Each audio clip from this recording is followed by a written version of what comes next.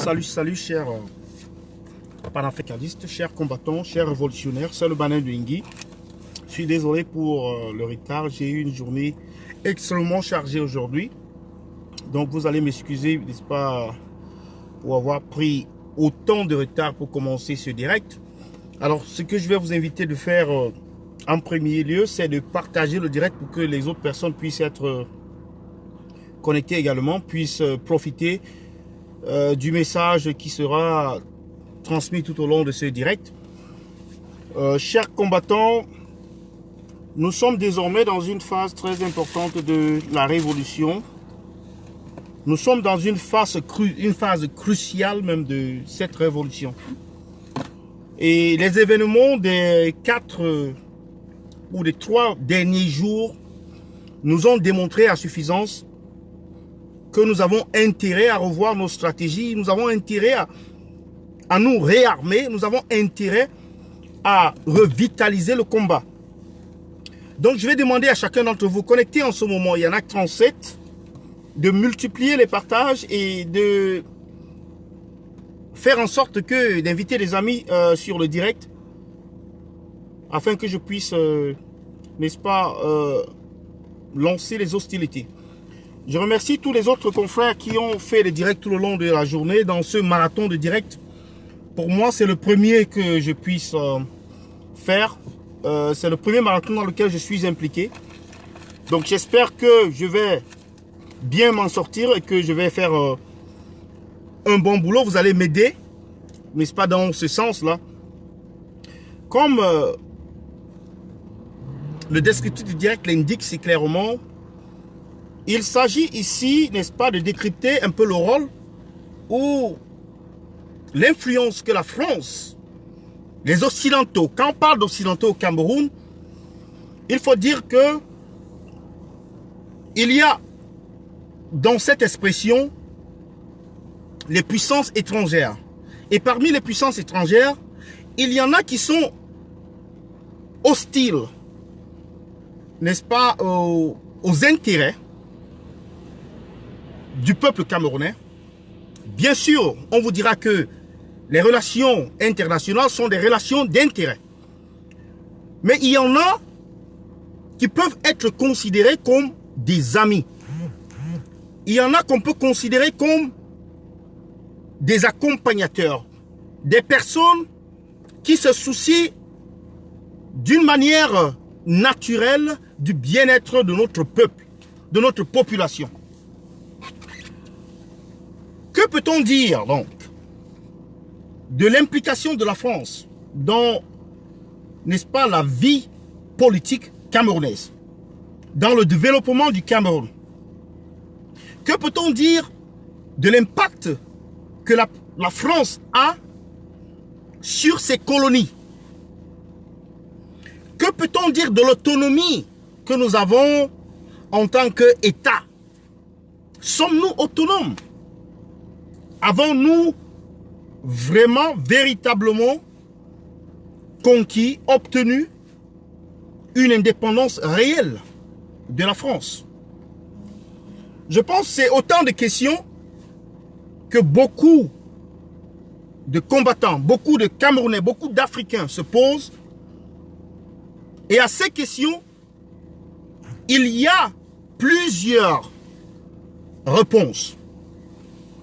D'abord, il faut remarquer que l'Afrique francophone, en général, a un retard immesurable. Il y a un fossé entre l'Afrique francophone sur le plan du développement, sur le plan politique, sur le plan même culturel. Il y a un retard considérable chez ces peuples-là qui ont suivi ou alors qui ont été colonisés par la France et qui, après les années 60, dites années d'indépendance, ont continué à mener des partenariats perdant-perdant. Well, perdant-gagnant, du moins l'Afrique perdante, la France gagnante. Ce qui nous a conduit, bien évidemment, à l'usage d'une monnaie qui n'est pas la nôtre, ce qui nous a conduit, bien évidemment, à avoir des dictateurs qui s'éternisent au pouvoir, ce qui nous a conduit à avoir, n'est-ce pas, nos ressources prises en otage par la France. Mais comment faut-il dealer avec la France? Doit-on mettre la France dans ce groupe considéré comme hostile au Cameroun et donc un groupe qu'il faut combattre? Ou alors, devons-nous faire de la politique politicienne en rassurant aux Français que nos intérêts doivent être pris en compte, mais qu'on ne touchera pas à leurs intérêts? Voilà le dilemme, n'est-ce pas, de la révolution que nous menons. Voilà le dilemme de la plupart des pays africains qui sont sur le joug de la France.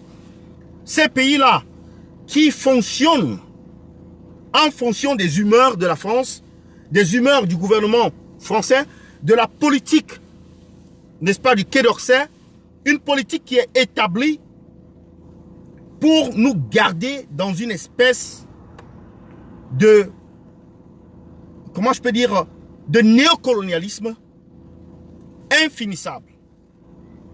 Alors ces événements, cette semaine, comme vous l'avez certainement appris, se sont symbolisés ou alors matérialisés par la venue au Cameroun du ministre français des Affaires étrangères, le ministre de l'Europe, Jean-Yves Le Drian. Cette visite a été accompagnée par l'arrivée d'un navire camerounais, d'un navire français appelé la Somme, qui est un navire de guerre dont la mission n'a pas été définie à l'avance, dont les Camerounais sont complètement, je vais dire, dans l'obscurité en ce qui concerne les motifs ou la présence de ce navire sur leur sol, sur leur territoire. Et il faut aussi voir sur le plan politique le fait que M. Le Drian a fait le tour du pays, excepté le Nozo, où il n'est pas allé, qu'il a fait le tour du pays, et je pense aujourd'hui, il était dans l'extrême nord.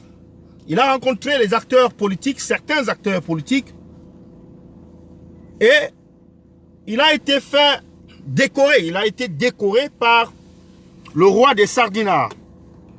Il faut dire que dans cette décoration, c'est une reconnaissance de la tutelle française. C'est un remerciement pour, n'est-ce pas, l'apport que la France donne au régime de M. Biya. La France qui semble être en Europe de l'Ouest l'un ou le seul support du régime Biya. Parce que M. Biya, ayant été lâché par plusieurs puissances européennes, il n'y a que la France qui semble tenir derrière le tyran de manière, n'est-ce pas, cavalière. Et pourquoi je dis de manière cavalière? C'est parce que il y a des accords que M. Biya a signés avec le gouvernement français et les opérateurs économiques français.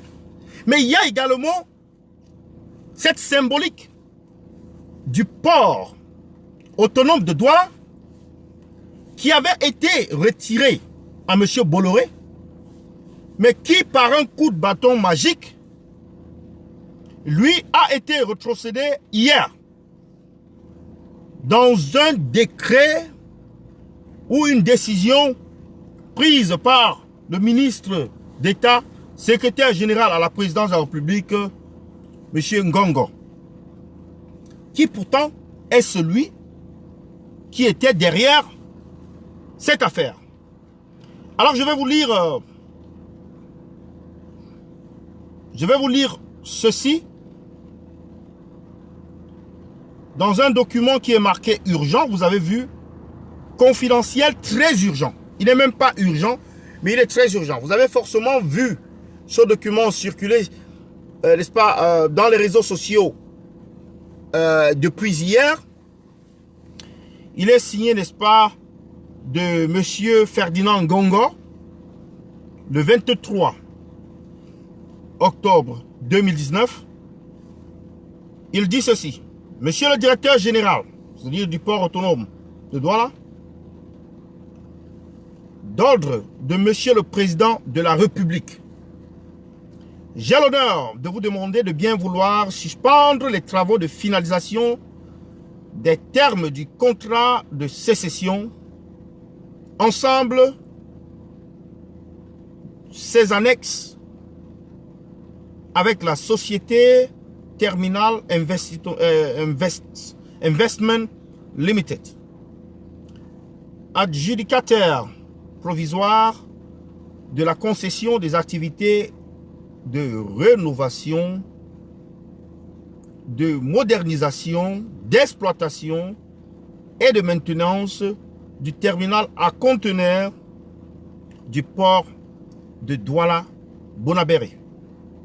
En attendant les conclusions définitives de l'affaire Société APM Terminal BV et Bolloré SA contre port autonome de Douala, pendante au tribunal administratif du littoral à Douala et portant sur la requête aux fins de sursis à l'exécution de la décision numéro 00062 19 DG PAD du 8 janvier 2019.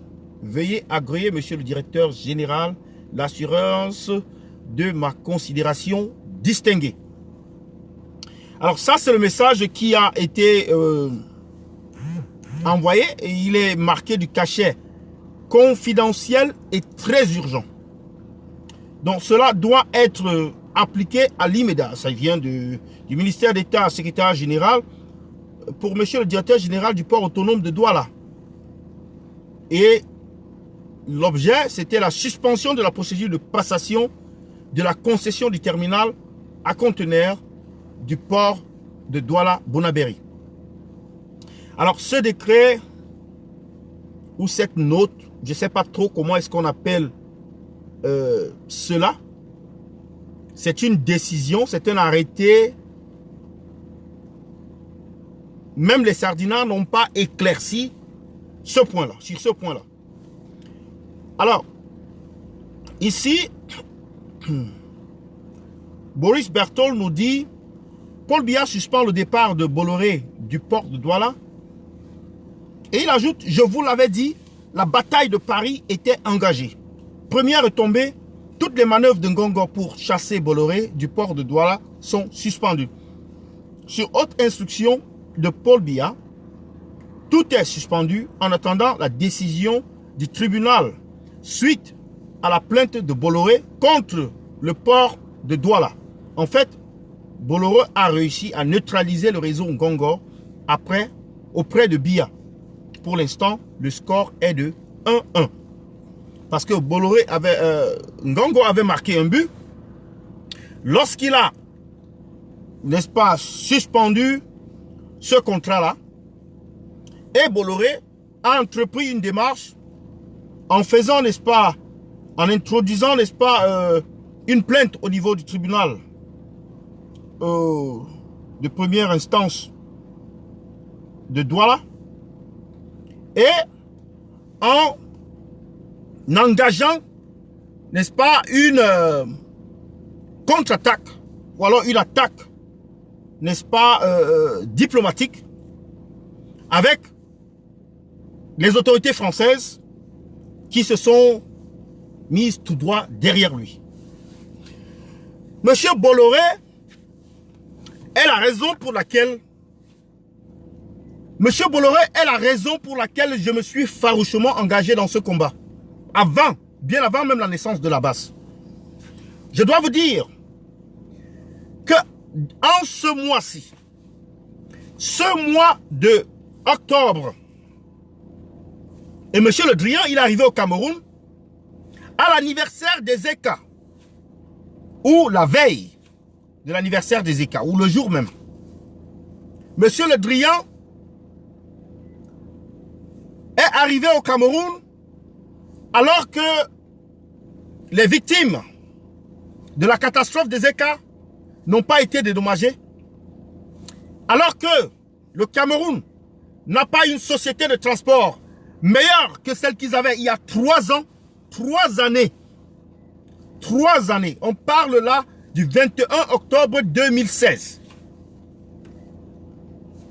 Alors que l'hôpital d'arrondissement des ECA est dans un état piteux, un état beaucoup plus dégradé, dans des conditions franchement d'une porcherie. L'hôpital des ECA est comme un hôpital abandonné. C'est cet hôpital qui, dans son état vétuste, a accueilli alors, il y a 3 ans, les blessés de ce massacre, les blessés de ce génocide, les blessés de cette mascarade, les blessés de ce meurtre. Ce n'était rien d'autre qu'un meurtre. C'est la raison pour laquelle je me suis engagé dans ce combat. Parce que j'ai perdu des miens à Ezeka. J'ai perdu 3 membres de ma famille à Ezeka. J'ai perdu un oncle qui était chef à Memboman. Il s'appelait M. Loli Zaché. Il a perdu. Il est allé avec son épouse et sa sœur. Ils ont laissé une multitude d'enfants. Ils ont laissé des jeunes enfants de bas âge, dont l'aîné avait dans les 12 ans. Le plus petit était dans les 3 ans. Voilà la catastrophe des ECA. Et que jusqu'aujourd'hui, qu'on oublie même de parler des disparus. Et que jusqu'aujourd'hui, qu'on ne nous donne pas le vrai nombre de morts à Ezeka. Et que jusqu'aujourd'hui, on a d'une certaine manière blanchi le coupable principal, ou le principal coupable, ou les principaux coupables. Parce que les principaux coupables, ce n'est pas le chauffeur, ce n'est pas les techniciens de Camrail. Les principaux coupables, c'est la société Camrail et donc monsieur, son directeur général, monsieur Bolloré, et puis le ministre camerounais, ou le gouvernement camerounais, par la voix de son ministre des Transports de l'époque. Nous avons là un crime contre l'humanité. À Ezeka, ce n'était pas un accident, c'était un crime contre l'humanité. Je vais vous dire quelque chose. En ce moment, au Royaume-Uni, il y a un conteneur, n'est-ce pas, supposé être un conteneur de marchandises, qui est rentré au Royaume-Uni, ayant à son bord 39 personnes, mais qui ont été découvertes mortes au niveau de la ville d'Essex, en Angleterre. Les responsabilités, clairement, sont en train d'être établies. On doit mettre, n'est-ce pas, au test le travail de la douane, le travail, n'est-ce pas, de la société de transport qui a transporté cela, Le rôle du chauffeur, le rôle de la police, le rôle de la police. Parce que si on échoue de, n'est-ce pas, comprendre les raisons de la tragédie ou les raisons, n'est-ce pas, qui ont poussé, n'est-ce pas, ces hommes-là à se mettre dans un camion frigorifié, à l'intérieur d'un camion frigorifié pour, n'est-ce pas, venir au Royaume-Uni. Ce camion viendrait de la Bulgarie, mais les personnes à bord auraient été prises en Belgique. 39 personnes au total, dont les origines sont principalement chinoises, et tout à l'air d'un groupe mafieux, d'une mafia bien organisée, du crime organisé, mais qui ne devait pas passer dans tous les cas. Même s'il est organisé, il ne devait pas passer. Donc les responsabilités seront établies et les quêtes vont tomber. Les responsables iront devant la justice, ils rendront compte. Et puis les coupables iront en prison. C'est ainsi. On ne se limite pas au chauffeur. Le chauffeur est comme le consommateur de drogue dans la rue. Le chauffeur ne représente rien dans la sauce. Les techniciens ne représentent rien dans la sauce. On doit se poser les questions par rapport à l'état,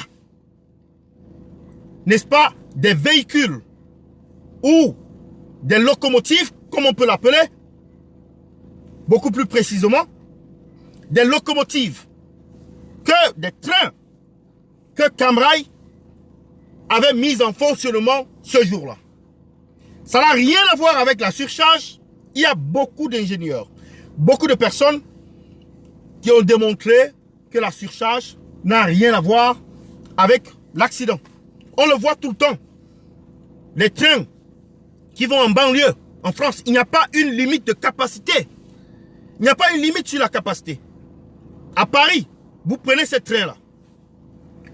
Vous voyez les trains en Chine, où on met des gens, et puis il y a quelqu'un dont le rôle, ou bien des gens dont le rôle est de pousser et pousser et pousser ceux qui bloquent la porte pour qu'elle ne puisse pas se fermer. Donc, il s'agit, n'est-ce pas, d'une enquête qui doit établir toutes les responsabilités. Il s'agit d'une enquête sérieuse, profonde, une enquête impartiale, une enquête indépendante, une enquête robuste pour établir les responsabilités. Ce qui n'a pas été le cas avec l'affaire des ECA. 2 jours, 48 heures plus tard, la police anglaise a déjà mis la main sur 4 personnes parce qu'ils sont convaincus qu'il s'agit ici d'un gang, qu'il s'agit là du crime organisé, qu'il s'agit là d'une mafia. 4 personnes arrêtées ce jour sont, n'est-ce pas, exploitées par les services de la police pour établir les responsabilités. Comment ces personnes se sont retrouvées dans ce camion? Qui est le responsable? Pourquoi est-ce que les douaniers n'ont pas pu détecter ce camion? Les douaniers, il faut dire des deux côtés, c'est-à-dire en Belgique et à Dover au Royaume-Uni. Ce contrôle devait être fait. Mais il a échoué, lamentablement. Donc il y a des problèmes. Pour que le système s'améliore, et il va s'améliorer, on va dépister, on va démanteler le réseau, et on va apprendre, n'est-ce pas, de cette méthode utilisée pour la contrecarrer dans le futur. C'est ainsi qu'on mène des enquêtes. C'est ainsi qu'on essaie de résoudre des problèmes dans une société normale, dite normale. Alors au Cameroun, on a laissé les responsabilités de Bolloré, qui était le patron suprême. On a laissé les responsabilités du directeur, qui était le patron immédiat. On a laissé les responsabilités du ministre, qui a demandé, qui a donné l'ordre qu'on puisse mettre plus de wagons. Voilà les vraies responsabilités. Le chauffeur n'avait pas grand-chose à faire. On vous dira que le train était en excès de vitesse. Mais là encore, il y a des gens qui ont démontré que ce n'était pas la vitesse, mais c'était la surcharge du nombre de wagons qui a créé cet accident. Donc, chers compatriotes, chers combattants, chers résistants, chers révolutionnaires, je suis rentré dans ce combat parce que j'ai regardé cette mascarade avec mes propres yeux. J'ai vécu Ezeka comme si j'y étais personnellement. Parce que les êtres que j'ai perdus là-bas ce jour, et il y a beaucoup de familles au Cameroun qui ont perdu un des leurs ou plusieurs des leurs. Il y avait un peu de tout à Ezeka. Il y avait des magistrats, il y avait des policiers, il y avait des hommes en tenue, il y avait des étudiants, il y avait des médecins, il y avait des Bayam Salam, il y avait des enfants, des vieillards, des jeunes, des hommes, des femmes qui ne demandaient qu'à être transportés de Yaoundé pour Douala et vice-versa, mais qui n'ont jamais réussi à achever ce voyage, étant, n'est-ce pas, en vie, c'est-à-dire vivants. Ils sont morts à Ezeka, ils sont morts à cause de M. Bolloré. Et justement, aucun dédommagement pour les familles des victimes. Donner 1 million de francs CFA pour enterrer des morts, ce n'est pas un dédommagement. Et vous devez comprendre que la France a pesé dans cette affaire pour exonérer monsieur, pour, n'est-ce pas, enlever tout soupçon de culpabilité sur la société de Bolloré, sur monsieur Bolloré, et trouver des boucs émissaires comme le chauffeur, les techniciens, comme les vrais coupables. Voilà le pays dans lequel nous vivons. La France a pesé de son poids pour corrompre même les avocats qui sont en charge de défendre les familles de victimes. La France a pesé de son poids pour faire taire cette affaire des écarts. Vous avez entendu parler d'un faux rapport qui a été envoyé à la présidence de la République. Toujours dans le sens de cacher la vérité aux Camerounais. Une chose dont moi, particulièrement, j'accuse la presse, les journalistes, c'est de n'avoir pas rendu justice au peuple camerounais dans cette affaire. De n'avoir pas établi la vérité. Parce qu'il n'y a pas que la justice qui établit la vérité.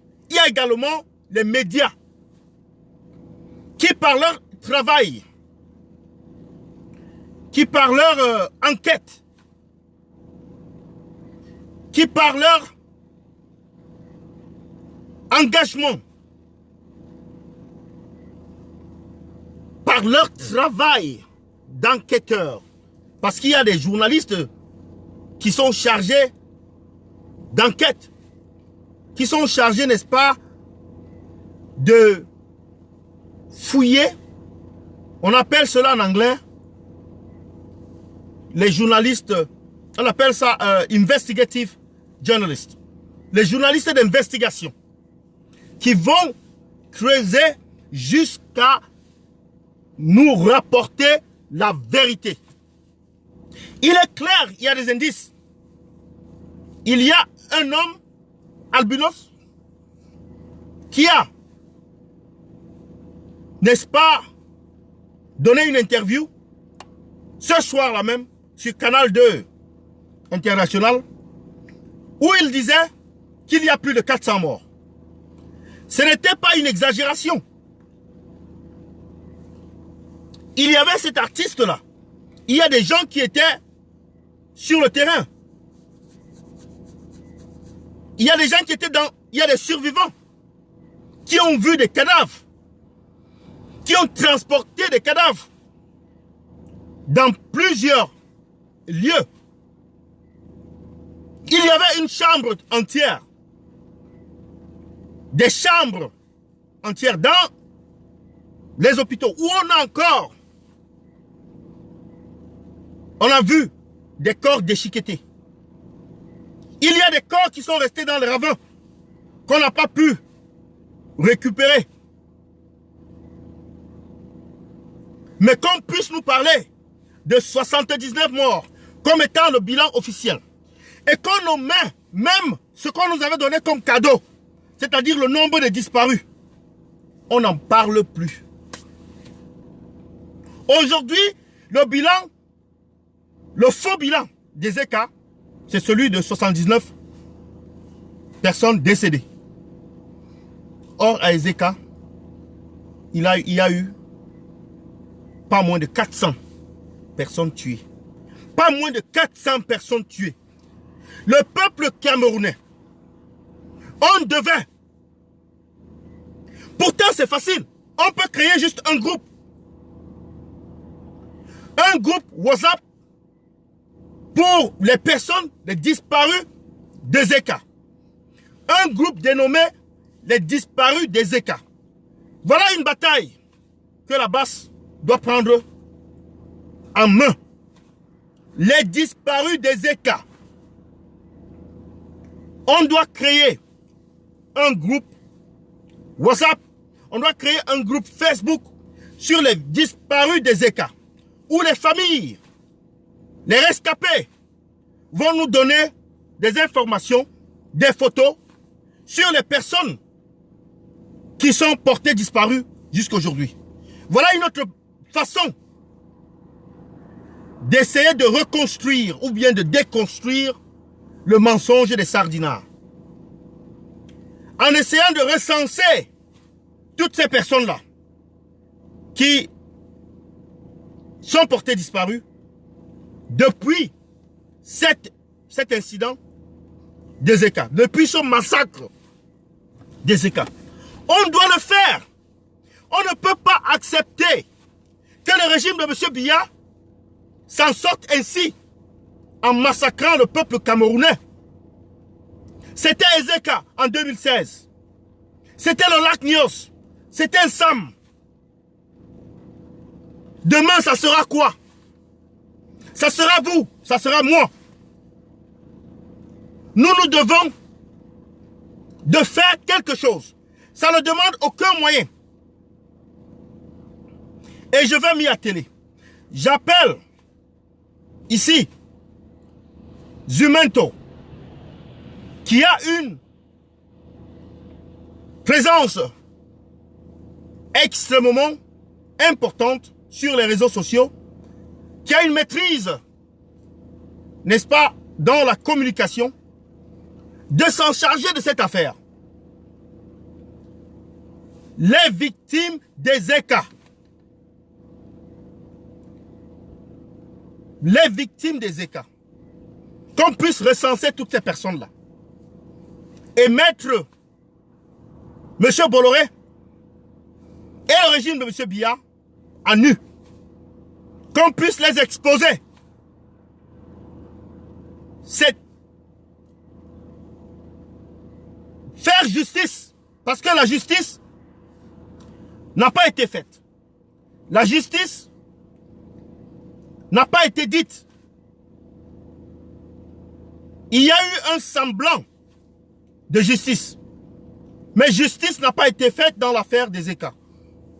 Et nous devons, nous, les combattants, nous, les révolutionnaires, de rétablir la vérité.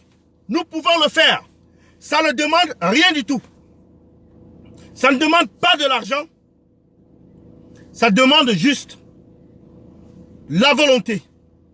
La volonté et la détermination. Et nous allons y arriver. Parce que si nous savons, si les Camerounais eux-mêmes nous disent le nombre de victimes décédées, alors là, il y aura matière à porter plainte, même devant les institutions internationales. Même en France, où M. Bolloré paye ses impôts. Oui, M. Bolloré paye ses impôts en France également. Même s'il paye seulement 1% au Cameroun. Mais il paye la plus grosse part de ses impôts en France. Il investit tout l'argent qu'il pille au Cameroun en France. C'est pour cela que le gouvernement français vient à sa rescousse. C'est pour cela que le gouvernement français défend corps et âme M. Bolloré, parce que c'est l'un des leurs. C'est pourquoi M. Macron ne va pas lâcher M. Bolloré d'ici peu. Nous devons d'exposer ce mensonge grossier sur le nombre de morts à Ezeka. Est-ce une coïncidence que M. Jean-Yves Le Drian soit arrivé à l'anniversaire de Ezeka? Est-ce une coïncidence? Ou simplement c'est une affaire de caste ou de secte, où on a dit qu'il fallait absolument qu'il arrive ce jour-là? Nous devons rendre justice. Nous devons faire en sorte que justice soit rendue pour les personnes décédées, déchiquetées, des personnes démembrées. J'ai une tante qui est sortie des Ezeka avec les 2 pieds broyés. Qui est sortie des Ezeka avec les 2 pieds broyés. Il y a des enfants qui sont orphelins aujourd'hui au Cameroun. S'il y a eu 400 morts, vous pouvez imaginer le nombre d'enfants, le nombre de dépendants, de personnes dépendantes dans les familles qui sont victimes de ces atrocités, de ce massacre, de ce génocide, de ce meurtre, ou bien de ces meurtres. Alors, nous devons nous évertuer à faire la vérité sur cette affaire des Ezeka en ce qui concerne le nombre de personnes décédées. Nous pouvons le faire, la diaspora peut le faire, même les Camerounais qui vivent au Cameroun, mais forcément ils seront inquiétés. Donc, la diaspora peut le faire. Et pour revenir sur les médias, je dois dire que nous avons été extrêmement déçus du comportement des médias qui ont peur de dire la vérité, qui ont peur, n'est-ce pas, de faire des investigations, qui ont peur de faire des enquêtes pour savoir le nombre de personnes tuées, au point où c'est le peuple, c'est nous, les combattants, les résistants, qui devons nous charger à faire ce boulot-là. C'est nous, les résistants, qui devons faire le travail des journalistes. Parce que les journalistes ont peur que le régime dictatorial de M. Biya va les jeter en prison. Le régime dictatorial de M. Biya va fermer leur chaîne de télévision. Le régime dictatorial de M. Biya va fermer leur journal. Le régime dictatorial de M. Biya va jeter le directeur de publication, le chef, n'est-ce pas, de la rédaction, le journaliste d'investigation. Bref, on a peur d'être jeté en prison comme on l'a fait avec les leaders et les militants du MRC, comme on l'a fait avec les leaders de la crise anglophone, Sésékou Ayuk Tabé et ses confrères, ses collaborateurs. Les journalistes camerounais ont déçu le peuple camerounais sur Ezeka. Voilà les leçons à retenir. Et également des leçons à retenir, c'est que la France a été complice de ce génocide. Parce que c'est la France qui a couvert M. Bolloré sur cette affaire d'Ezeka. Le gouvernement camerounais est complice à la même hauteur que le gouvernement français pour avoir contribué à enterrer cette affaire d'Ezeka. Mais nous ne pouvons pas oublier Ezeka comme cela. Nous ne pouvons pas abandonner ces pauvres Camerounais qui n'avaient que demandé d'aller d'un point A pour un point B, qui avaient bel et bien payé leur transport, leurs biens pour être dans ce train, mais qui ne savaient pas que c'était leur dernier voyage. Notre mémoire,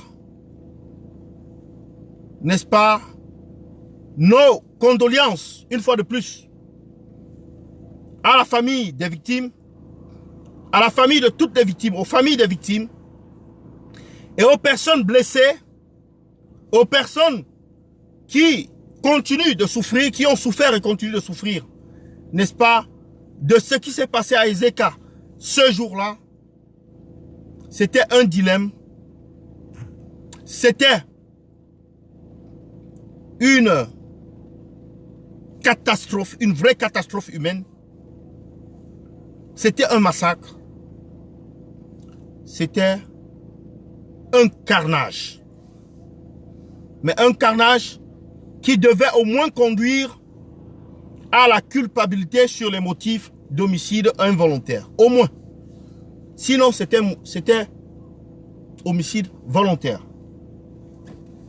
Mais même homicide involontaire, on n'a pas donné à M. Bolloré. Et tout ceci à cause de la France. Nous allons continuer à explorer le rôle de M. Bolloré et de la France en nous intéressant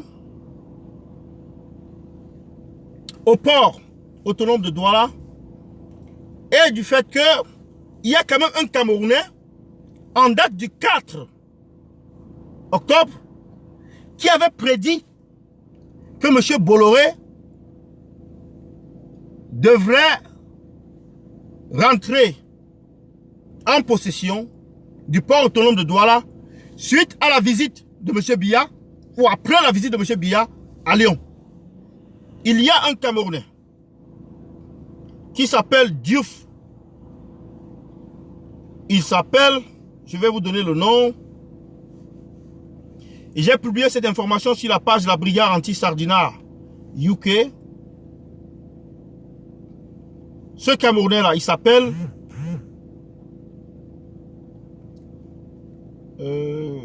excusez-moi, le voilà. Il s'appelle Diouf John Diefé. Et il avait fait cette publication ce jour-là. Il a dit, après Lyon, Biya va remettre le terminal à conteneurs du PAD à Bolloré pour sa survie. C'est écrit là pour sa survie. Et c'est exactement ce qui s'est passé. Pardon, le poste, il avait été fait le 14, c'était après la visite de M. Biya à Lyon, le 14 octobre à 7h45 du matin. Excusez-moi. Donc vous voyez qu'il y a quand même des Camerounais qui peuvent lire dans la boule de cristal. C'est ce que j'avais alors écrit dans cette publication. J'ai dit un bonjour spécial à toute la famille combattante. La révolution est bel et bien en marche. Un homme vous avez pourtant bien averti. Entre parenthèses, Diouf John Diefé, alias le voyant, avait pourtant bien lu dans la boule de cristal et on l'a négligé. Le 14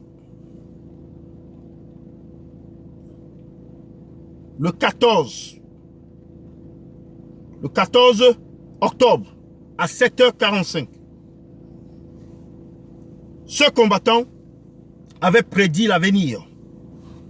Oui, il avait prédit l'avenir parce que le voyage de M. Biya en France n'était pas anodin. Il faut dire que le Quai d'Orsay avait conseillé à M. Bolloré de porter plainte. Parce qu'ils avaient déjà entrepris de renverser cette décision ou de changer la décision, mais il fallait l'habiller avec un tissu judiciaire ou juridique. Et donc il fallait instrumentaliser la justice en faisant croire que c'est parce que l'affaire est pendante qu'on a décidé d'annuler, n'est-ce pas, cette décision de retirer la gestion du port autonome de Douala à M. Bolloré. Mais la simple question qu'on va se poser, c'est de savoir pourquoi maintenant. Cela aurait dû être fait. M. Bolloré a porté plainte il y a environ 4 à 5 mois. Pourquoi cela n'a pas été fait depuis? Pourquoi cela n'a pas été fait avant, même qu'il ne porte plainte? Non, c'est parce que le clan de M. Ngongo était déterminé et était sûr de lui qu'ils ont foncé. Mais leurs ambitions se sont heurtées à ceux de M. Bolloré et à ceux de la France. Mais de quel côté devons-nous être? D'un côté, on se place derrière Ngongo qui, par son geste, si on le lit au premier degré, on va dire que c'est une bonne chose pour le Cameroun. Excusez-moi, de retirer la gestion du port à M. Bolloré. C'est une bonne chose. Il y a des gens qui ont célébré, il y a des sardinats qui ont célébré, en disant que par cette décision, on devait comprendre que M. Biya aime le Cameroun, c'est un patriote. Le Cameroun est souverain et il vient de le démontrer. Ah, mais ceux-là n'ont pas eu du mal à revenir là maintenant, justifier ce nouvel acte de M. Biya par le biais de Ngongo, en disant que c'est parce que la justice a été saisie. Normalement, la première décision était une erreur. La première décision, c'était une erreur, simplement. Et donc, il fallait attendre, comme la justice a été saisie, est-ce que c'est une décision d'appel? Ce n'est pas une décision en appel. La justice a été saisie pour qu'elle puisse, n'est-ce pas, trancher sur la décision de la présidence de la République. C'est la justice Dans un pays normal, c'est la justice qui devait trancher en disant que la décision du tribunal est nulle et non avenue. Parce qu'elle n'est pas conforme, soit à la loi, ou alors qu'elle est anticonstitutionnelle, ou alors que cette décision souffre de manquements graves et par conséquent ne peut pas tenir. Ou alors que cette décision, peut-être si on s'est rendu compte que les sociétés, la société italienne, suisso-italienne qui avait alors déjà commencé à prendre la gestion du port en main, si par hasard on s'était rendu compte qu'il y a eu des pots de vin qui ont changé, qui ont été échangés, ou il y a alors des pots de vin qui ont changé de main, alors là on peut, n'est-ce pas, annuler ou suspendre une décision temporairement en attendant une décision finale. Si on a cette preuve. Mais tant qu'on n'a pas cette preuve, on peut simplement aller par rapport au droit. Si la décision qui a été prise par le gouvernement camerounais, par la voix de son secrétaire général, était une décision conforme à la loi et conforme au texte en vigueur. C'est tout. Mais il ne revenait pas au président de la République de suspendre, puisque c'est eux-mêmes qui ont engagé, c'est la présidente de la République qui a engagé cette procédure. C'est la présidente de la République qui a engagé ce scandale. Comment est-ce que c'est la présidente de la République qui va reculer? Ça n'a pas de sens. Mais les Sardinats nous disent que ça a bel et bien un sens.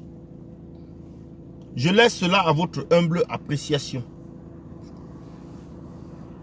Monsieur Bolloré, en réalité, là encore, il s'agit de transport. Monsieur Bolloré, en réalité, au vu de ce qui s'est passé à Ezeka, ne devrait plus être responsable d'une société de transport au Cameroun, voire même en Afrique. Et voire même au monde. Monsieur Bolloré devrait être, n'est-ce pas, mis dans une liste noire. Dans la liste noire des transporteurs, comment je peux dire, il est comme un transporteur clandestin.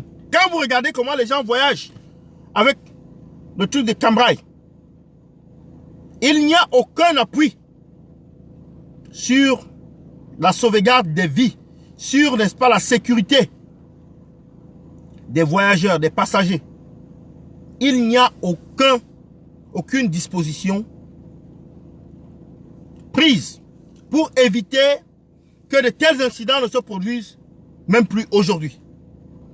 La même chose qui s'est produite à Ezeka s'est produite pratiquement, il y a eu, n'est-ce pas, un train de marchandises comme ça, à Douala, vous vous souvenez, à Ndokoti, au carrefour Ndokoti, sur le pont, un train qui avait déraillé comme ça, avec des billes de bois à bord. Donc, Monsieur Bolloré est le Dracula du Cameroun. Monsieur Bolloré il est le serial killer des Camerounais. Parce qu'il est celui qui a tué le plus de personnes au Cameroun en un jour, en une minute. Monsieur Bolloré devrait être classé juste devant Ben Laden pour le nombre de personnes qui ont été tuées en 9/11. Le nombre est de 200 et poussières de personnes tuées en 9/11. Pourtant, à Ezeka, il y a eu plus de 400 morts. Donc M. Bolloré est un terroriste. Il est un terroriste. Car le terrorisme d'État Le terrorisme industriel. C'est ça. Ce que vous avez vu à Ezeka, c'est ça le terrorisme. Et en tant que tel, M. Bolloré ne devrait plus être permis de gérer une quelconque société de transport au Cameroun. Que ce soit le transport maritime, que ce soit le transport ferroviaire, que ce soit le transport routier, que ce soit le transport aérien. M. Bolloré ne devrait plus obtenir des concessions, n'est-ce pas, des marchés de cette nature. Mais, comme c'est la France qui tient le pouvoir de M. Biya, alors M. Biya a intérêt à préserver, n'est-ce pas, les intérêts de cette France, au détriment des intérêts du peuple camerounais, qui chôme, le peuple camerounais qui se meurt, le peuple camerounais qui manque de quoi se soigner, le peuple camerounais qui manque de moyens de transport, le peuple camerounais qui manque de bonnes écoles, le peuple camerounais qui manque de bonnes routes, de bons hôpitaux, le peuple camerounais qui manque à manger. Parce que si on avait un bon système de transport, c'est que les jeunes ne quittent pas toute leur zone rurale pour se déverser vers les villes. C'est que les jeunes ne quittent pas leur localité pour venir encombrer les villes et créer des situations telles que celle de la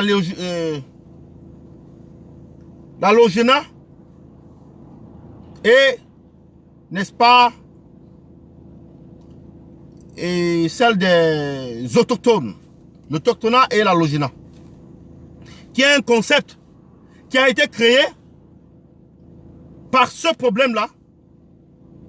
Créé pourquoi? Parce que les sardinards ont essayé de bricoler une solution au problème de l'exode rural dont ils sont les auteurs.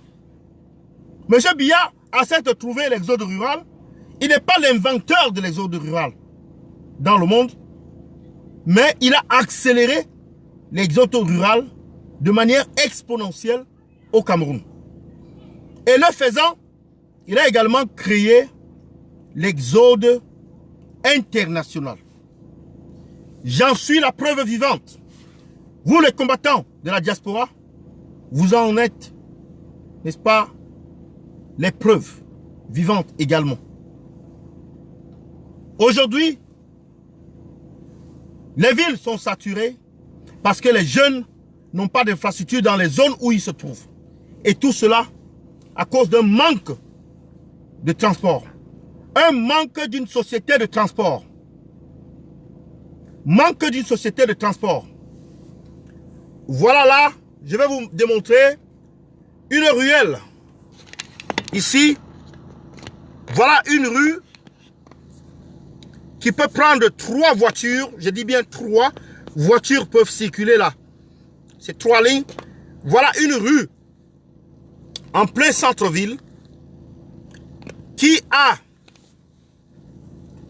environ, on peut dire, entre 8 et 10 mètres de large. 10 mètres de large, cette route-là. Vous la voyez, elle est là devant vous. Je suis stationné là, il y a un stationnement. Mais sur la partie restante, c'est une route à un sens. Elle est à un sens. Un sens. Mais cette route, la raison pour laquelle je vous la montre, c'est parce que la route Douala-Yaoundé ne vaut pas cette route. Cette route est plus grande que l'axe lourd, ce qu'on appelle l'axe lourd Douala-Yaoundé.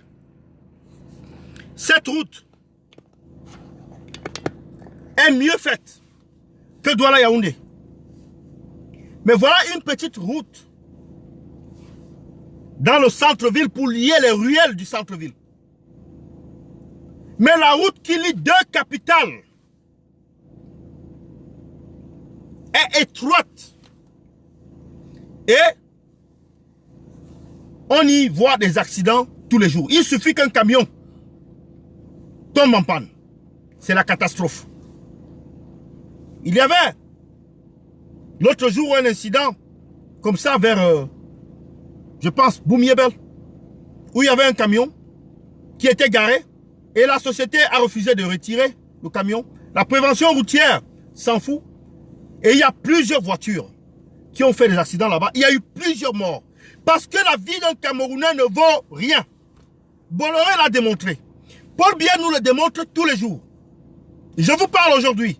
Vous, les Biamerounais, vous, les paysans, parmi vous, il y en a malheureusement qui ne verront pas demain. Parce qu'ils sont soit en route aujourd'hui, ou qui ne verront pas dimanche. Parce qu'ils vont mourir dans un accident de moto, un accident de voiture, un accident de bus, un accident de camion, un accident ferroviaire. Voilà la vie des Camerounais. Et c'est suite à cet accident, à la coupure de la route Douala-Yaoundé, que Bolloré a commis le massacre, n'est-ce pas, du siècle au Cameroun. 400 morts. C'est un massacre du siècle. Et nous devons retenir cela ainsi. Donc moi je dis, Bolloré ne devrait pas être en charge du transport au Cameroun et en Afrique en général. Et nulle part dans le monde. Au vu de ce record-là, au vu de ce qui s'est passé au Cameroun et partout ailleurs en Afrique, parce qu'il y a d'autres pays en Afrique où M. Bolloré tient, n'est-ce pas, ce secteur du transport ferroviaire, du transport maritime. Donc nous devons nous insurger par rapport à cela et nous devons combattre cette mainmise de la France sur, n'est-ce pas, la société africaine en général et la société camerounaise en particulier, sur les secteurs tels que le transport, l'économie, le transport, le commerce, l'exploitation de nos ressources, l'exploitation de nos richesses. Nous devons nous battre sans relâche pour que la France abandonne cela. Évidemment, vous nous direz que ça ne sera pas une bataille facile. Mais nous devons trouver de nouvelles stratégies. La France a été un ennemi éternel, pratiquement du Cameroun. Du moins pour moi, il est éternel. Parce que je connais la France depuis ma naissance. Nous vivons la France depuis nos naissances. Nous n'avons connu que la France comme je vais dire, comme puissance étrangère, puissance occidentale. Et je vais vous lire quelque chose ici qui vient de M. Hans Owalski. Il a fait une publication, je pense hier, ou très tôt ce matin, sur Facebook, où il disait « Afrique Média ». Je le disais déjà, il y a 5 ans, cette chaîne est née avec un seul objectif, soutenir la diversion, les régimes dictatoriaux en Afrique centrale. L'idée fondamentale était de canaliser l'attention des peuples de la sous-région vers un ennemi intouchable ou presque en dédouanant subtilement les dirigeants de leur bilan catastrophique. On a vu des panélistes qui se voulaient objectifs disparaître des plateaux silencieusement. Un tel, pour avoir dégagé les responsabilités d'Idriss Déby dans les malheurs de son pays, un autre pour avoir établi un rapport de complicité incestueuse entre les forces endogènes et les forces exogènes, et j'en passe. La chaîne de télévision panafricaine, entre parenthèses, entre guillemets, panafricaine, n'a pas manqué son coup pendant plusieurs années. Elle a endormi les Camerounais et les autres Africains, les poussant même parfois à gober que Déby, Biya, Obiang, Sassou étaient des grands panafricains. J'en ris. Heureusement, le Cameroun a eu son Camto. Heureusement, le Cameroun a eu Camto pour décapsuler la bouteille fétichée dans laquelle étaient ensevelis ses citoyens. Voilà un récit par Hans Owoski qui vient là exposer le rôle de la France. Lorsque M. Biya va à Lyon et dit à Macron, son petit-fils, que je suis allé rendre compte au président français, n'est-ce pas, de ce qui s'est passé dans le grand dialogue national. En réalité, le dialogue. Lorsque M. Biya va en France, alors que il est persona non grata partout en Occident, ici en Occident, dans tous les cas, M. Biya n'est pas le bienvenu. L'Union européenne ne souhaite pas, en réalité, que M. Biya, qui est déjà officiellement reconnu comme un dictateur, puisse se pavaner en Europe. Seule la France donne à M. Biya ce privilège-là. Seule la France accorde à M. Biya cet avantage qui est devenu très rare. Je vais vous lire un autre extrait d'un autre internaute ici. La France doit se tenir en dehors de ceci. Elle ne peut pas, comme en 1960, date de notre indépendance, 1961, conférence de Fumban, et 2019, après le grand dialogue national, venir drafter des tests, car ceux de 1960 et les 1961 sont des échecs. À l'analyse chronologique des faits, l'annonce du grand dialogue national par Biya, sa tenue rapide avant son départ et rencontre à Lyon avec Macron, la libération des prisonniers politiques, la venue de Le Drian au Cameroun, le rôle que veut jouer la France dans le statut spécial du NOZO et la décentralisation après 23 ans, mon avis,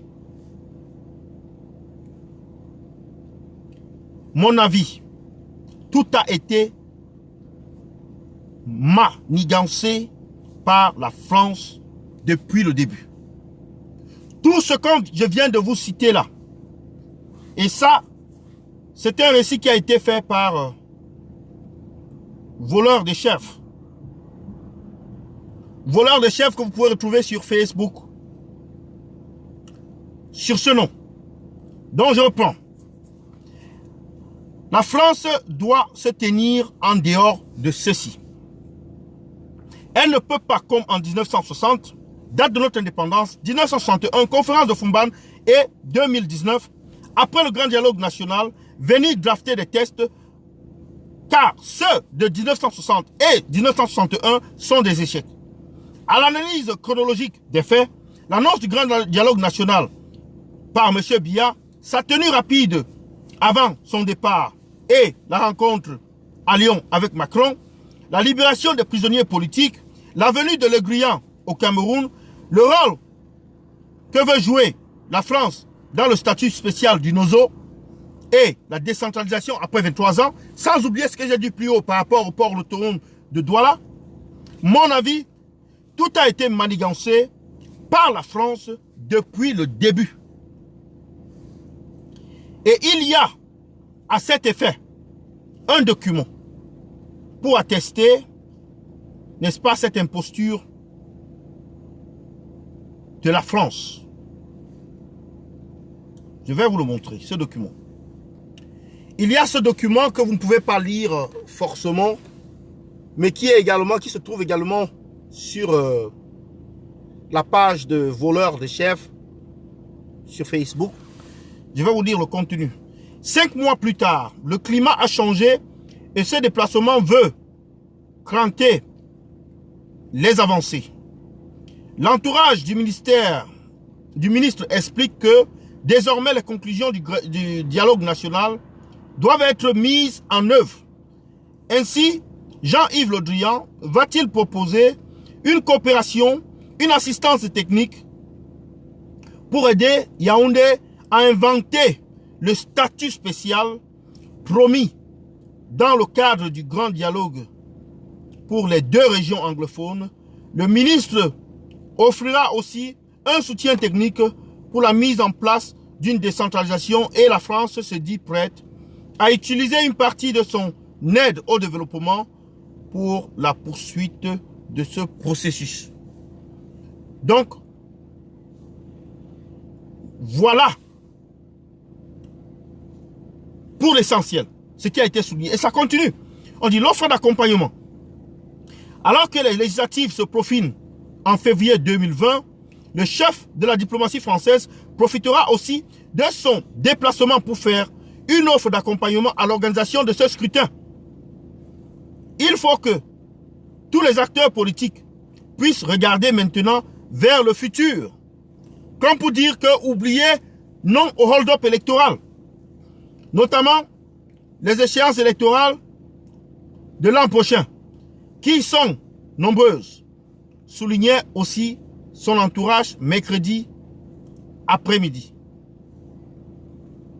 Outre ce volet politique, le déplacement de M. Le Drian aura une visée économique avec la rencontre du chef d'entreprise français et camerounais à Douala, capitale économique du pays, et un objectif sécuritaire. Avec la venue du navire, on en vient. Le ministre devrait rappeler que les projecteurs braqués sur le Sahel ne doivent pas faire oublier la menace terroriste qui sévit autour du lac Tchad. Les groupes djihadistes Boko Haram a en effet encore fait 2 victimes le 9 octobre dans le nord du pays. Donc c'est un extrait là d'un journal. Je ne sais pas quelle est la source, mais c'est un journal qui a été publié. Et donc là je vous faisais, n'est-ce pas, je vous faisais lire ou alors je lisais cet extrait là pour vous donner le contenu, n'est-ce pas, de ce message là. Sur le plan sécuritaire, notamment comme vous avez vu là, bien entendu, il est venu pour redonner le port de Douala à M. Bolloré. Cela avait été décidé à Lyon, pas ici. Partagez le direct et envoyez les cœurs, s'il vous plaît.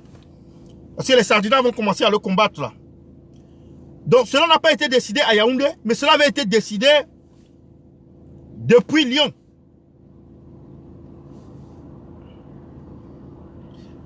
Alors,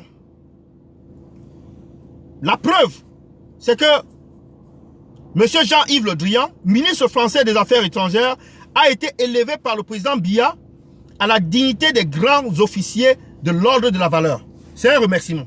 Parce que M. Biya a fait ce qu'on lui demandait et il a obtenu ce qu'il voulait des Français et il remercie donc les Français pour avoir, n'est-ce pas,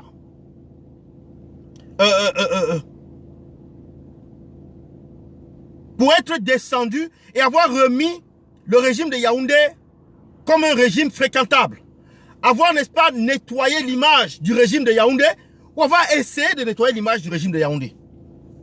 En venant à Yaoundé, c'était ça le but. De démontrer au reste de la communauté internationale que, écoutez, le régime de Yaoundé est sur la bonne voie. Ils sont en train de résoudre le problème anglophone. Ils sont en train de résoudre la crise politique. Parce qu'ils ont organisé un faux dialogue national. Alors, il faut accepter, n'est-ce pas, d'enlever la pression sur le régime de M. Biya pour le moment. C'est ça le but de la France. Et c'est également le but de la France de venir réaffirmer ou confirmer les accords de coopération, de venir renforcer, n'est-ce pas, les accords de coopération que la France a avec le Cameroun en particulier. Et il y a une symbolique à cela. Je vous parlais tout à l'heure de ce qui est du plan sécuritaire. Sur le plan sécuritaire, il parle de Boko Haram. L'excuse qu'il donne pour le navire qui se trouve au niveau du Cameroun, qui a accosté à Kribi, c'est qu'il s'agit d'un navire qui est supposé servir de force d'appui pour combattre Boko Haram dans le nord du Cameroun. Je vais donc vous lire ceci qui a également été publié par un combattant sur Facebook avant-hier. Excusez-moi. Excusez-moi. L'image du jour, c'est l'image du navire que vous avez vu certainement sur les réseaux sociaux et dans les journaux. Un navire français avec à son bord du matériel militaire accueilli au port de Kribi. Il est encore temps d'agir avant que la France et ses complices génocidaires ne passent à l'acte. Ce sont en clair les dessous de la visite de Jean Le Drian au 237. Rappelez-vous du rôle de la France lors du génocide au Rwanda. Rappelez-vous de cela. Il se dit que ce navire n'est pas venu pour, n'est-ce pas, combattre Boko Haram au nord du Cameroun. Que ce navire serait venu au Cameroun pour, n'est-ce pas, épauler, assister le BIR, la milice génocidaire de M. Biya, qui continue, n'est-ce pas, de tuer les Camerounais dans le Nozo. Puisque ça fait 3 ans, pratiquement, que la guerre ne fait que s'enliser. Que ça fait plus de 2 ans qu'on compte les morts par milliers. Il y a officiellement plus de 3000 morts. Et non officiellement, on parle de plus de 5000 morts. Très généralement, le chiffre officiel, il faut le multiplier par 2 pour savoir exactement là où on en est. Parce que il y a des gens qui ont été massacrés, tués, enterrés dans des fosses communes dont les chiffres n'ont pas été révélés. Donc ces personnes-là n'ont pas été recensées. Il y a des charniers, il y a des fosses communes, il y a des personnes qui ont été tuées dans les forêts et abandonnées là-bas. Toutes ces personnes-là, même les personnes qui sont mortes de maladie, qui ont fui la guerre au Nozo pour se rendre au Nigeria et qui sont morts en route. Il y a toutes ces personnes-là. Donc, chers combattants, nous sommes là en face d'un génocide.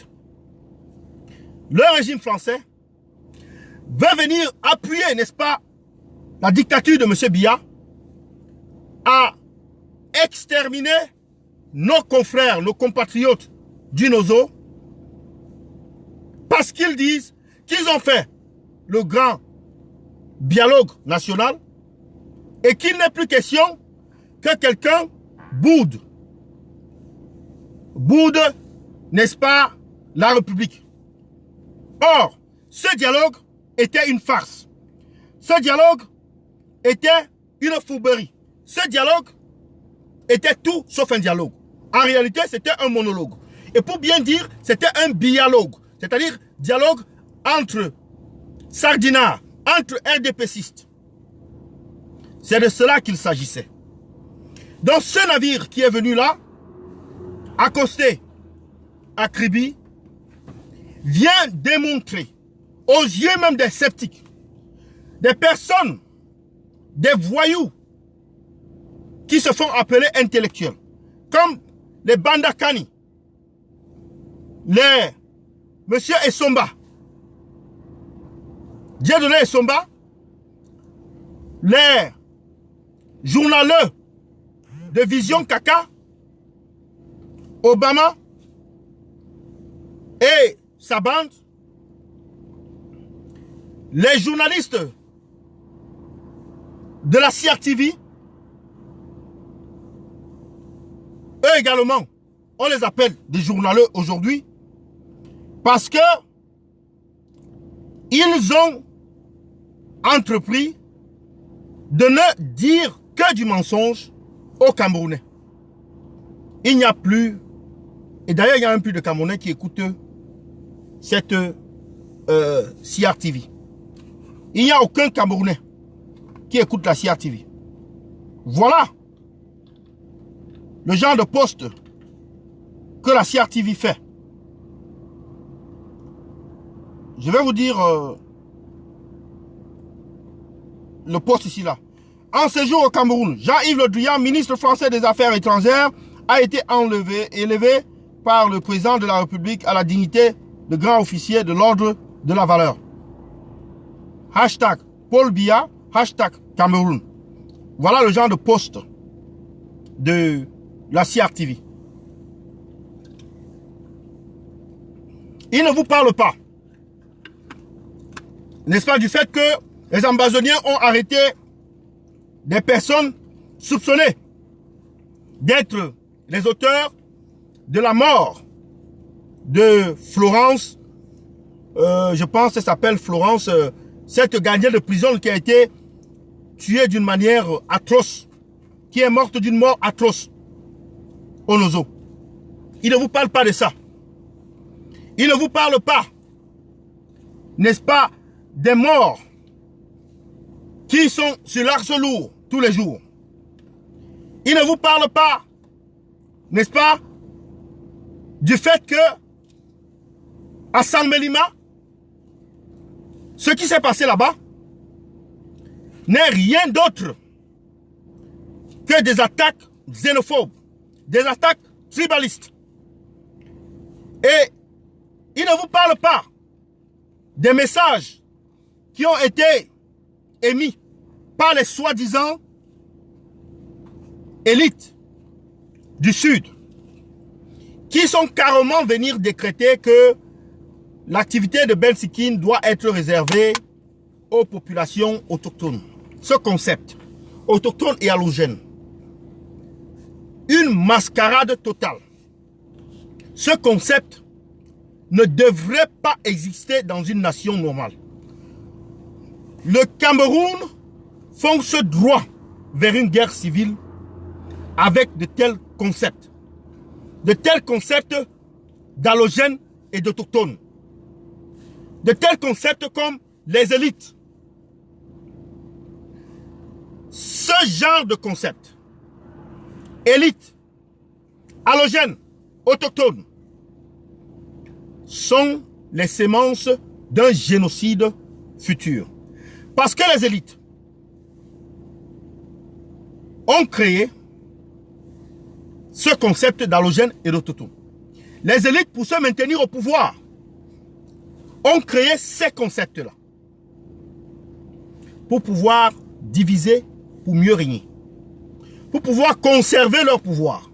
Le régime sardinard de M. Biya et de la France consiste à maintenir, n'est-ce pas, des laquais au pouvoir. Et M. Biya est un laquais. Il est un sous-préfet français. Son vrai patron, c'est M. Le Drian qui est venu. Voilà son vrai patron. Son vrai patron a fait semblant de le corriger en allant voir tous les acteurs politiques, les acteurs économiques, sociaux, la société civile, pour leur dire que, leur faire comprendre que la France, n'est-ce pas, accompagne M. Biya dans la résolution des crises qui s'écoulent au Cameroun. Or, cette même France est au courant des activités de la BAS. Cette même France a vu les manifestations dans les rues de Paris, Genève, Bruxelles, Londres, Washington, Ottawa, au Canada et même à Québec, au Québec. C'est même en Allemagne, à Berlin, ces mêmes autorités françaises sont celles-là qui poursuivent, n'est-ce pas, certains activistes de la BAS, certains combattants de la BAS, pour avoir occupé les ambassades camerounaises.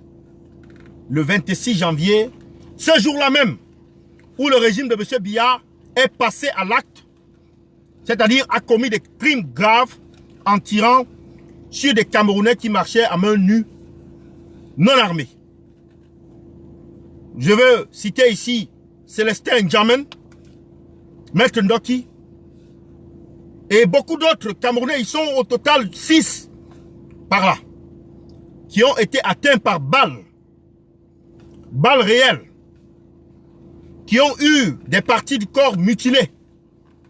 Et en réponse à cela, puisque la BAS avait déjà averti le régime de M. Biya, nous sommes descendus dans les rues, nous sommes allés prendre les ambassades et ça a donné ce que ça a donné.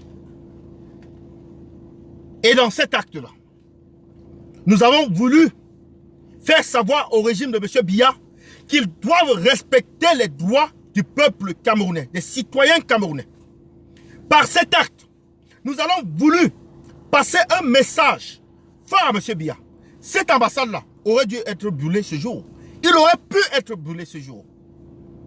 Parce qu'il y a certains qui l'auraient fait.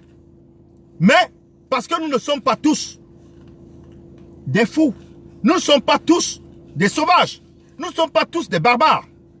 Il y en a parmi nous qui ont encore un peu de cervelle. On a donné à M. Biya un sursis. Mais c'est partie remise. Si M. Biya continue à défier le peuple camerounais souverain, alors on va recourir à cela. Nous n'allons pas laisser M. Biya continuer à usurper le pouvoir, à continuer, n'est-ce pas, à occuper illégalement et de manière illégitime le poste de président de la République, alors qu'il sait bien que ce n'est pas lui qui a gagné les élections et que c'est le professeur Maurice Kamto qui a gagné les élections. Nous, la diaspora, nous nous lançons résolument dans cette stratégie de combattre le régime de M. Biya jusqu'à sa chute. Nous allons faire partir le régime de M. Biya jusqu'à ce qu'il tombe et il libère le peuple camerounais. Et pour ce faire, nous devons combattre également les supports de M. Biya. Nous allons essayer dans un premier temps à essayer de négocier. Nous allons essayer de négocier avec les autorités françaises. C'est un travail qui se fait depuis. Dialoguer avec les députés, les ministres et leur exposer nos problèmes, nos attentes et nos désirs. Notre vision du Cameroun. Un Cameroun où règne la justice, un Cameroun où règne la démocratie, un Cameroun où règne un bien-être. Pas un Cameroun miné par la corruption, pas un Cameroun miné par le vol, les détournements, pas un Cameroun miné par l'injustice, pas un Cameroun où l'exécutif a embrigadé le judiciaire, pas un Cameroun où il n'y a pas, n'est-ce pas, les soins de santé, pas un Cameroun où il n'y a pas d'infrastructure, de route, il n'y a pas un réseau ferroviaire, que le Cameroun ait régressé même depuis cette fameuse, n'est-ce pas, ce fameux massacre de Ezeka en 2016. Le système de transport, les bus qui devaient être remplacés sur l'axe lourd Douala-Yaoundé, toutes ces bus-là n'ont pas été remplacés. Le problème sur cet axe lourd de Douala-Yaoundé reste le même, il reste entier. Ce régime est un régime incompétent. Ce régime a échoué dans tous les sens. Ce régime ne peut pas continuer à nous conduire en bateau. Voilà la canne qui les a dépassés. Même celle qui a été renvoyée, cette canne-là qui a été renvoyée en 2021, elle n'aura pas lieu. Ça, je vous le dis. Cette canne-là, elle n'aura pas lieu. Parce que quand on regarde les travaux, là où se trouvent les travaux ont été arrêtés. Chaque fois, M. Famandongo vient relancer les travaux. Chaque fois on vient relancer les travaux, on montre à la télévision pour endormir le peuple. Et puis le lendemain, chacun rentre chez lui tranquillement. Ce régime est dépassé par les événements. La preuve, vous avez vu comment est-ce que les Sardinats, ils ont, n'est-ce pas, envoyé des sous-préfets au Nozo, 16 sous-préfets au total, qui ont refusé d'y aller. Le Nord-Ouest se dirige à partir de l'hôtel Sawa à Douala, où se trouve le maire de Buea et tout son directoire, où se trouve une panoplie, n'est-ce pas, d'officiels, de gouverneurs, de préfets, de sous-préfets, alors que M. Famandongo avait dit que la zone du nord-ouest et du sud-ouest a été pacifiée. Il annonçait sur les ondes de RFI, dans un autre mensonge, une autre sortie mensongère de sa part, M. Famandongo, qui est bien connu pour être, n'est-ce pas, le représentant personnel, le bras droit de Satan sur terre. Il a dit que le Nozo, la paix est revenue. Mais on attend toujours qu'il aille faire un tour de ce côté-là. Et que s'il est aussi courageux, qu'il y fasse un tour sans l'obéir. Parce que dernièrement, lorsque le gouverneur, M. Lélé, l'Afrique, il a fait un tour, il a failli y laisser sa vie. Ce n'était pas la première fois. Il y a eu des soldats qui ont été tués dans ce cortège. Donc, nous devons nous lever. Et c'est pour cela qu'une grande manifestation a été, n'est-ce pas, appelée ou bien annoncée pour le 9 du mois prochain, le 9 novembre, à Paris. Mobilisation totale. Tous les combattants de par le monde doivent y converger pour passer un message fort à la France, qui est le seul soutien véritable du régime de M. Biya. Beaucoup diront qu'il y a la Russie et la Chine, mais je ne pense pas que ceux-là ont une influence comme celle de la France. Parce que si c'était que la Russie et la Chine, les États-Unis auraient attaqué le régime de M. Biya depuis très longtemps. Ils auraient passé des résolutions depuis très longtemps. Mais c'est à cause justement de la France qui est leur allié qu'ils se retiennent encore. Donc, chers combattants, j'en ai presque terminé avec ce direct aujourd'hui. Je remercie ici au passage tous ceux qui ont contribué, n'est-ce pas, en commentant, n'est-ce pas, sur ce direct. Je remercie, n'est-ce pas, tous les combattants qui étaient à Lyon et qui se sont battus là-bas férocement avec l'SBI du régime, avec la milice de M. Biya. J'ai une pensée ici pour la combattante Winnie Savannah, qui a eu un pied cassé à Lyon ce jour-là. Et également une pensée pour Yves Njoko, les autres combattants dont j'ignore le nom ne me revient pas. Il y a ambassadeur, il y a tous ces gens-là qui ont pris des coups, et des blessures à Lyon. Nous sommes avec vous et en réalité, la révolution, nous sommes la tontine et nous devons vous venir en aide. Je pense que c'est quelque chose que la base devrait ou est en train de réfléchir ou de cogiter là-dessus. Et je crois dans les jours à venir, nous devons montrer aux yeux des sardinats, aux yeux du monde que nous sommes solidaires et que nous pouvons venir en aide lorsque l'un des nôtres tombe. Donc j'invite tous les combattants à aider ces combattants-là qui se sont fait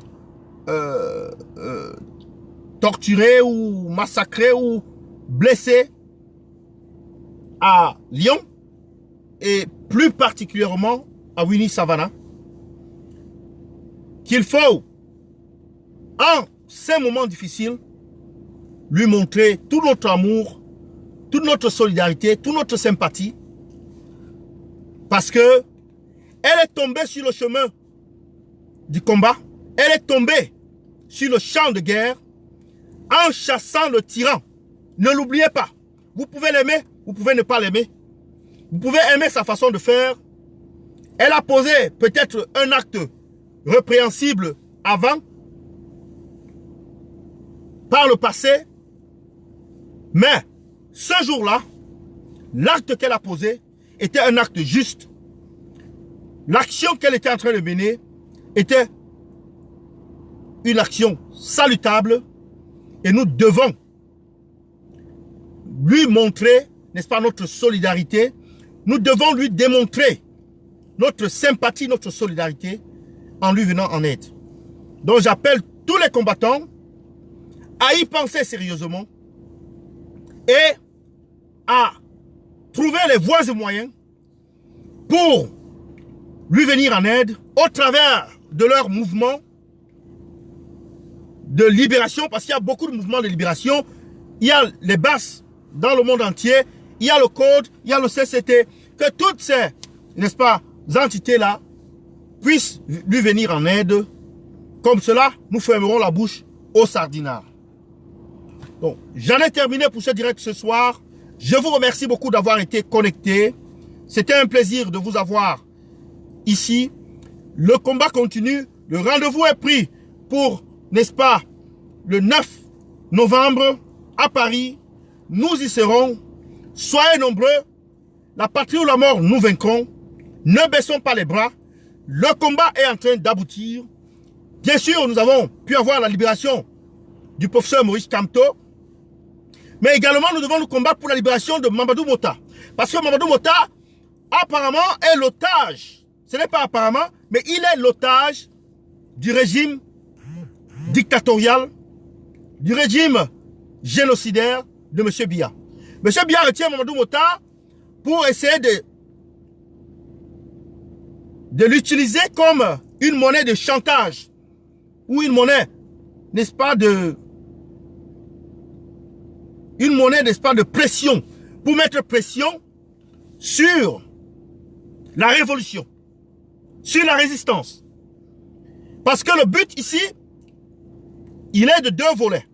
Le but 1, c'est d'essayer d'aliéner le MRC, qui est le parti du professeur Moïse Kamto, dans le nord, l'extrême nord et la Damawa, parce que c'est une façon de dire, vous voyez, on a libéré les autres, mais ils n'ont rien fait pour libérer le vôtre. Oh, c'est eux qui le détiennent. Voilà le narratif des sardinards. Ça, c'est d'un. En cet acte-là, ils comptent, n'est-ce pas, également diminuer le MRC. C'est-à-dire affaiblir le MRC. C'est-à-dire affaiblir le MRC dans cette partie du territoire. Ils veulent, par cet acte-là,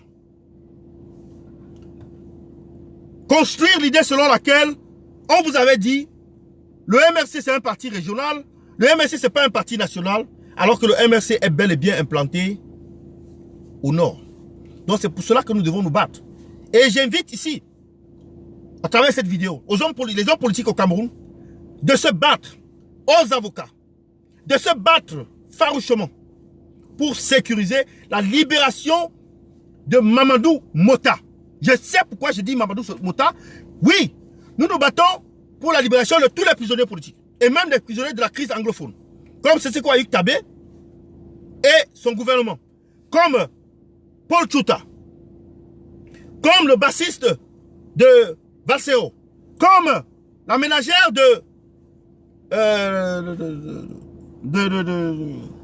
comment il s'appelle encore là, Albert Zongan.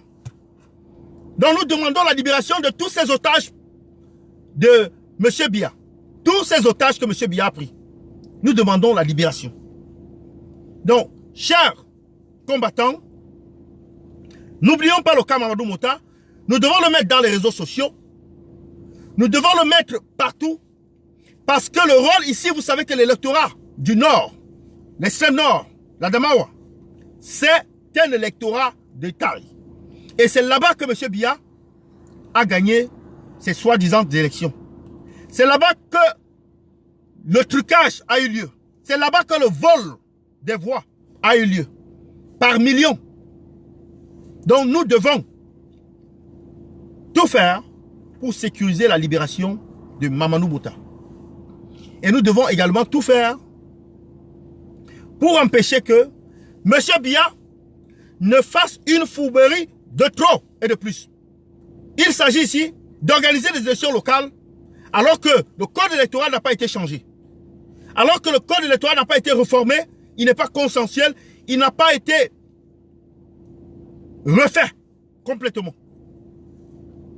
Et j'en profite là pour fustiger ici, j'en profite pour, n'est-ce pas, dénoncer et fustiger le comportement de certains partis d'opposition qui devaient avoir pour seul rôle de combattre, n'est-ce pas, l'idée de repartir aux élections avec le même code électoral, mais qui aujourd'hui jouent la sourde oreille et font semblant d'oublier que ce problème existait. Le peuple camerounais vous voit. Le peuple camerounais sait qui vous êtes. Vous êtes les traîtres de la République. Vous avez trahi le peuple camerounais.